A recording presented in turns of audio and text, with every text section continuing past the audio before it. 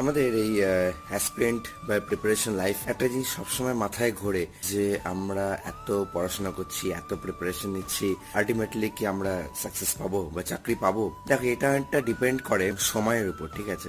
যে সময়টা যেই সময় হওয়া উচিত সেই সময়তেই হবে। আমি দেখেছি অনেকের ক্ষেত্রে এরকম আশায় অপেক্ষায় বসে থাকে যে আমার এটা হয়ে যাবে, এই চাকরি পরীক্ষাটা হয়ে যাবে, ওটা হয়ে যাবে, বাট কোথায় যেন সেভাবে আশা ভঙ্গ হয়।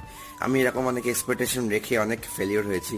তার জন্য এখন কি করি, এক্সপেকটেশন রাখাই ছেড়ে দিয়েছি। আমি চেষ্টা করি আমার মতো করে পরীক্ষা দিতে, আমার বেস্টটা এক্সামে দিতে, তাতে যা হয় হবে। আমি যদি বেশি আশা করে বসি সেই পরীক্ষাটা নিয়ে, সেটা আমার ক্ষেত্রে কোনোদিন হয় না, হয়তো তোমাদের ক্ষেত্রে হতে পারে।